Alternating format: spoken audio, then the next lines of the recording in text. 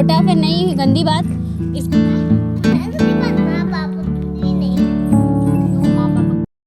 Hello everyone, Radhe Radhe, good morning. कैसे हो आप लोग? उम्मीद करती हूँ कि बहुत अच्छे होंगे, स्वस्थ होंगे, मस्त होंगे। Welcome back to my channel Aashi Rashi vlogs. मैं हूं रुचि।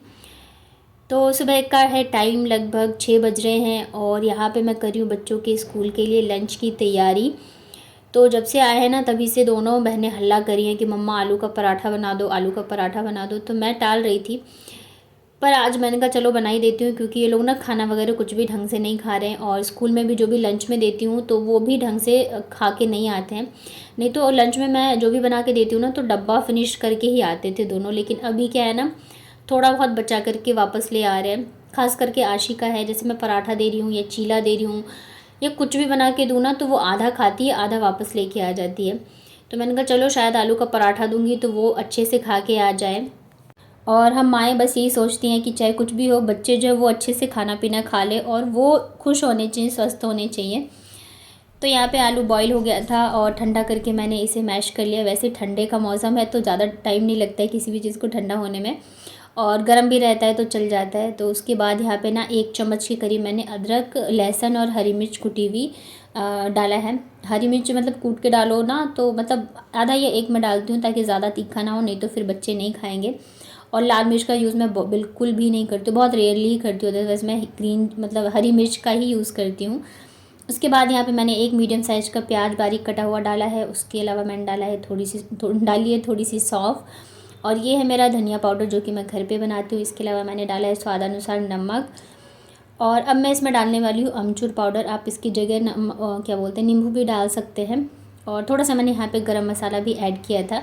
नींबू डालने से ना थोड़ा सा वो गीला गीला सा हो जाता है मसाला, लेकिन अमचूर डालो ना तो फिर वो मतलब सही रहता है। अब इसको मैं अच्छे से मिक्स कर लेती हूँ। इधर ना बस मैं मसाला बनाऊँगी और इसके बाद जाके फिर मैंने फटाफट से आटा लगा लिया था, और इसके बाद जाके मैं आशी को रेडी करूँगी।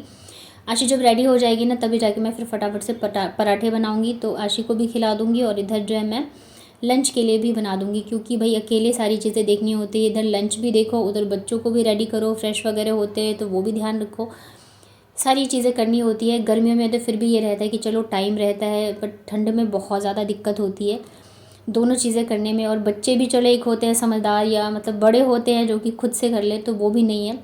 दोनों ही बहुत छोटे हैं, तो सारी ही चीज़ें मुझे करनी होती है। तो यहाँ पे मैं ना आशी को मैं स्कूल छोड़ के आई थी 8 बजे, और अब सिर्फ आधे घंटे का फ़र्क है, तो मुझे और भी ज़्यादा परेशानी हो जाती है। आशी को छोड़ के आती हूँ और बस मैं लग जाती हूँ बाबू के पीछे।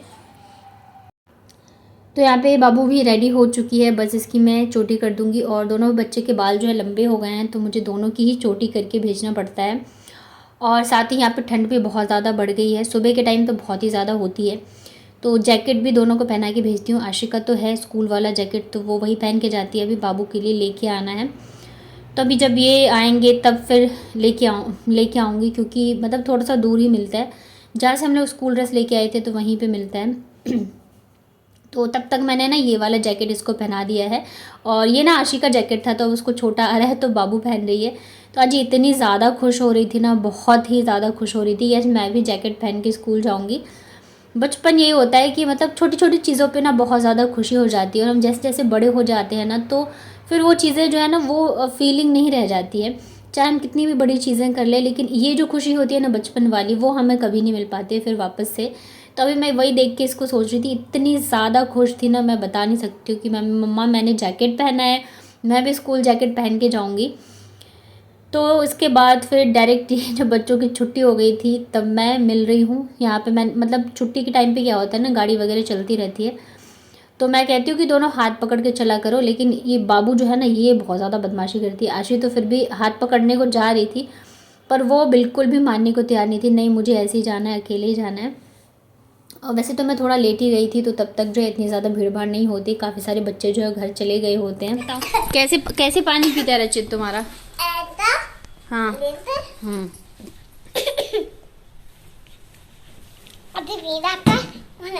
माँ पापा भी नहीं होते। क्यों? माँ पापा कहाँ है उसके? चले गए को छोड़ के, और माँ को पता था कि वो राक्षस है, खेबली है, मोमोर है। तुम्हारा फ्रेंड राक्षस है? ये है ऐसे करता है वो। और ये भी है, रोमले भी है, सींग भी है उसके। भालू भी है, बांदर है। तो वो स्कूल में कैसे पढ़ता है फिर? स्कूल में बोलता नहीं है। बोलता नहीं है? नहीं, फिर क्या करता है? ऐसे बैग उठा के रखो। हाँ, ऐसे घूमते रहते। घूमते रहते पूरे टाइम। सुनो तो, हाँ, मम्मी के पास जाते हैं ऐसे। सुनो तो, इधर आओ। मैम कुछ नहीं बोलती उसको फिर पढ़ाई नहीं करता तो? हाँ, क्योंकि मैं भी उत्ते करती है। मैम भी कट्टी है? हाँ, और मैम को भी पता है कि वो रखते थे। अच्छा। और भूत है, और कपड़ा भी है, कपड़ा जैकेट भी है, खरगोश भी, खराब भी है। किसके साथ आता है वो स्कूल? किसी के साथ भी नहीं, अकेले आता है? ले, अकेले। तुम तो इधर आओ। तो फिर आपको बैग लेके आओ बेटा। अपना लंच बॉक्स निकाल के रखो।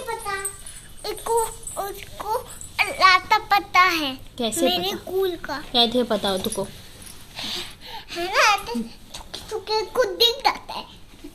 वैसे नहीं, उसको दिख जाता है, वैसे दौड़ के आ जाता है मेरे स्कूल। तो राक्षस को स्कूल में कैसे आने दिया मैम ने? मैं वो आता नहीं है, उसकी जब छुट्टी हो जाती है तो वो घर बैठता है, ला ला ला ला ला ऐसे कर लेता है, पोता दालू करता है, पोता दालू। राक्षस पोछा झाड़ू करता है। कहाँ से सीखा तुमने इतनी कहानियां बनाना? इधर आओ। मेरी मैम ने बताई। तुम्हारा पानी पी जाता है वो? हाँ, हाँ? बताओ कैसे? कैसे पीता है? ऐसे पीता है तुम्हारा पानी? पूरा खत्म कर देता है, और ऐसे मेरे बहुत लेके घूमता रहता है, और ऐसे दौड़ के घुमाते रहते, और मैं गिर जाती हूँ। मतलब वो है क्या करता है, भाग जाता है। मैं बोलती कितने गिरा है, मैं बोलती रहती तुम है ना लगती तुम, मैं ना वो बोलती है ना, ऐसे बोलती है। किसको बोलती है ऐसे? तुम्हें? नहीं रहती, रचित को। और फिर मुझको अपने पास बिता देती है, तई यहाँ तक खून आ जाता है? किसके? मेरे कहाँ से? यहाँ तक आ जाता है। आप मारती हो उतना तक।